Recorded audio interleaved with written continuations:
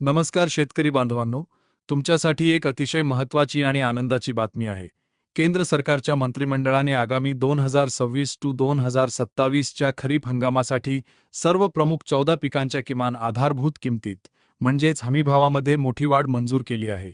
सरकारने शेतकऱ्यांना दिलासा देण्यासाठी हमीभाव हा उत्पादन खर्चाच्या किमान 50% अधिक ठेवण्याचा निर्णय कायम ठेवला आहे. चला तर मग पाहूया, कोणत्या पिकाला काय हमीभाव मिळणार आहे.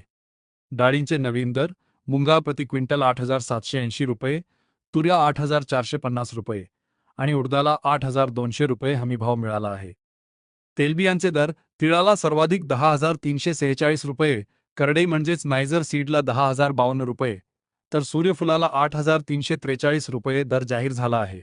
विशेष म्हणजे सूर्यफुलाच्या दरात सर्वाधिक 622 रुपयांची वाढ झाली आहे. तसेच भुईमुगाला 7,517 रुपये आणि सोयाबीनला 5,708 रुपये हमीभाव मिळाला आहे.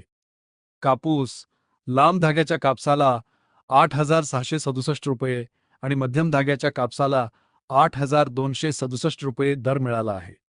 धान्य पिके: हायब्रिड ज्वारीला 4,023 रुपये, बाजरीला 2,900 रुपये, सामान्य धानाला 2,441 रुपये आणि मक्याला 2,410 रुपये प्रति क्विंटलचा भाव मंजूर झाला आहे. या नवीन हमीभावामुळे बाजारातील चढ उतारांपासून आपल्या शेतकरी बांधवांचे नक्कीच रक्षण होईल. ही अत्यंत महत्त्वाची माहिती तुमच्या गावातील इतर शेतकरी ग्रुपवर आत्ताच शेअर करा. अशाच शेतीविषयक ताज्या अपडेट्ससाठी आपल्या चॅनलला नक्की सबस्क्राईब करा आणि व्हिडिओला लाईक करायला विसरू नका. धन्यवाद.